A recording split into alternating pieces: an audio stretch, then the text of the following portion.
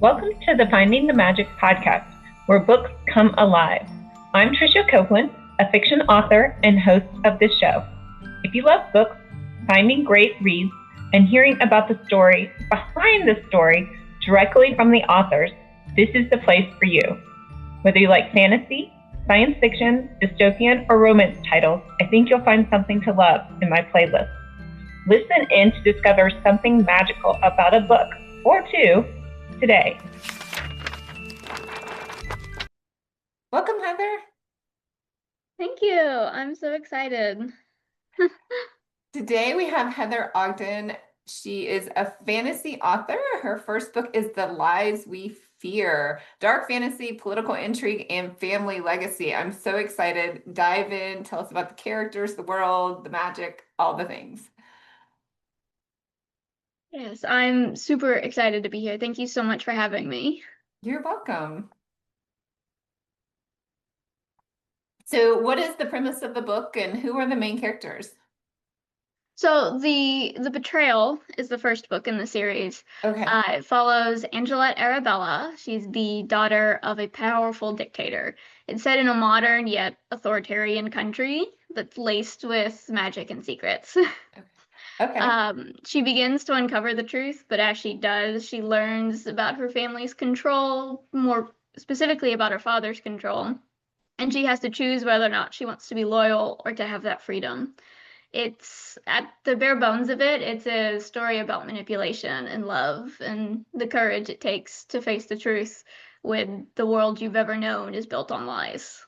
That sounds hard. So is it more of an urban fantasy feel then? You said it's contemporary times. Yes, so the main city of Libertas is actually based on places like Chicago, New York City, big cities, tall skyscrapers. Okay. But they don't live in our world though. They live in a No, different world. no, Okay. this is an entirely constructed world of my own imagination. Oh, okay, fine. And you said there's magic. Can you tell us about the magic and how that works? So the magic is something that has been kept hidden from the people for a very long time. And in the first book, The Betrayal, Angelette kind of starts discovering about it, like specifically that it is biological. Everyone has it. It's just you have to basically unlock it. Okay. And how do you unlock it? Is that something we can know, or do you have to read the book to get that? Is that too much to give away? I mean, it's stated in the first book. There's Okay. in order to not give too much away, there's a ritual that they have to undergo, and Okay. later, the specific materials needed for the ritual are not present, so it's a matter of having to find said material. Oh, okay. So I'm guessing that this authoritarian father has the magic and knows all this information, is not sharing that information with other people in order to keep the control, right? Yes, absolutely. He dictates only a select few people to know, because in the first chapter, he gets outraged that his wife somehow has magic. Ooh. Completely outraged. Like she's not supposed to have it, but yet his assistant Porter is allowed to have it. Okay. And how old is the daughter? In the beginning of the book, she starts out as 10.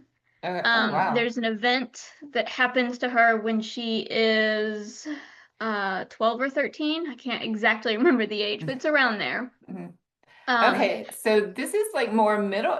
Do you consider it a middle grade book or what this age is range? so this is mainly a high school to college book just because of the themes that it deals with. Okay. Because I do show snippets of what is called the re-education facility, where people are essentially go to be brainwashed. Okay, that's So, digging deeper here. And yeah. so is this something that happens to everyone all the time, or is this something happens that selective people are brainwashed?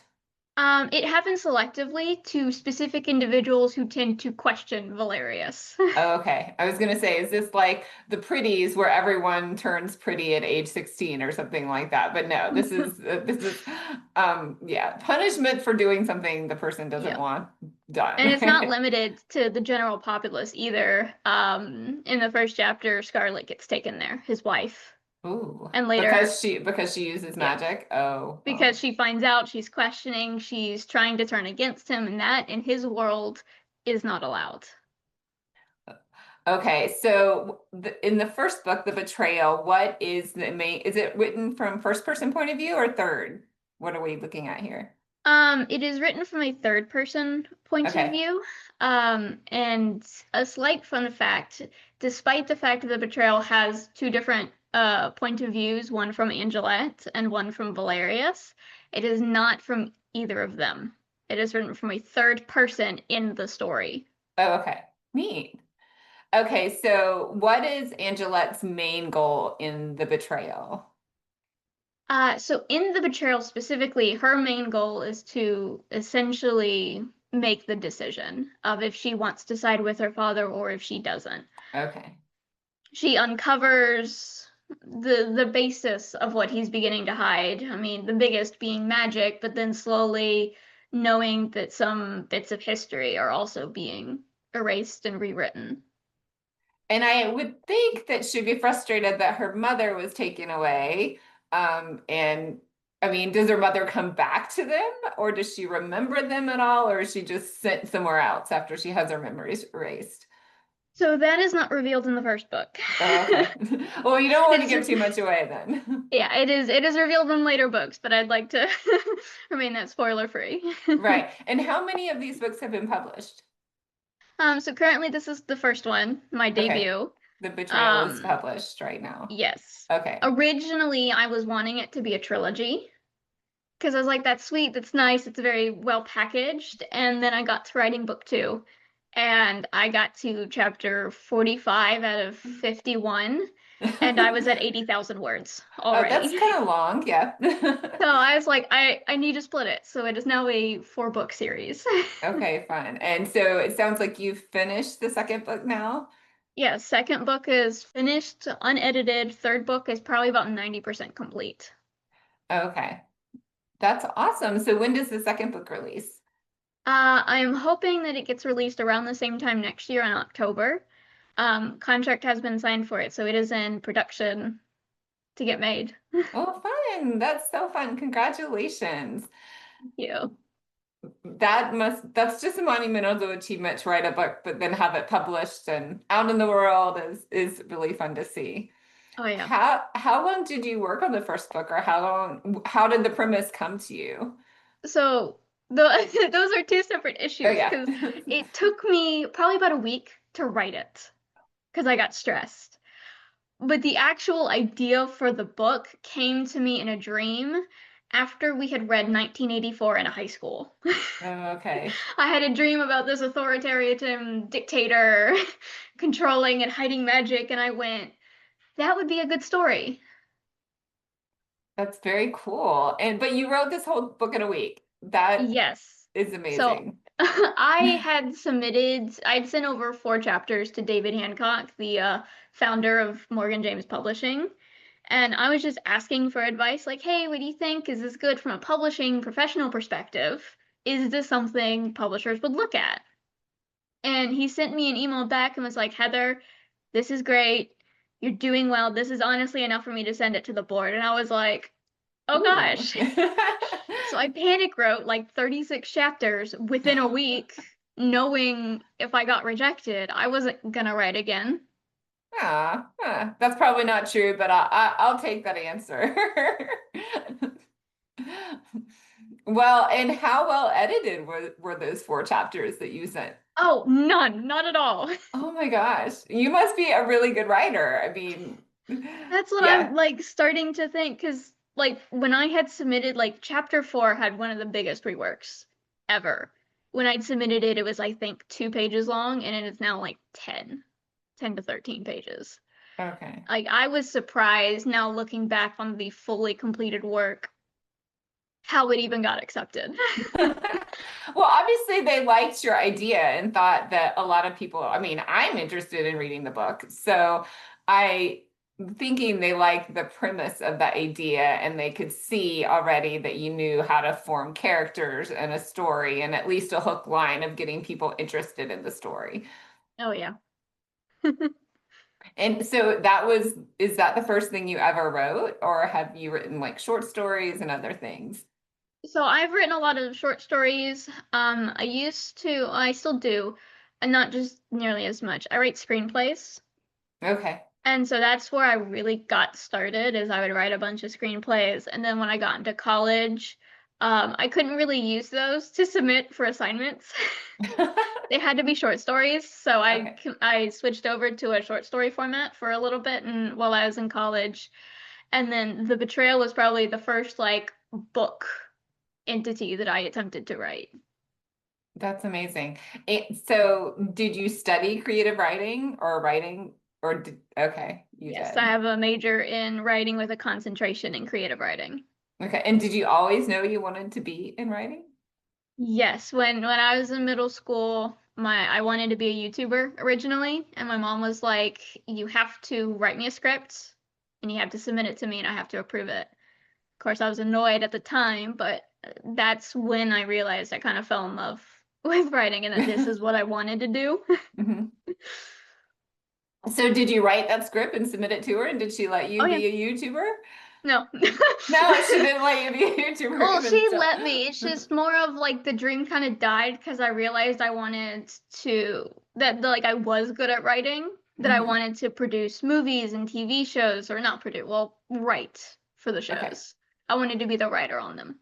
fine. And Come up is with the that what you story. do for a living now, or what are you doing now? No, I am a instructional designer. I help create training programs for companies. Oh, okay, interesting. Well, that's a lot of writing, I Yes. think. Yeah, writing for a book and screenplay are currently side hustles. Right. Okay. A lot of us start that. A lot of people start with Yeah. that way. So that's super fun. So what is the title of the second book? The title of the second book is called Of Stolen Truths. Ooh, I like that. Yes, and um, little sneak peek, each of the titles of the book is going to form a sentence, but I'm not going to reveal what the sentence Oh, is. okay. So the first is the betrayal The of betrayal. stolen truths. Okay. Yes.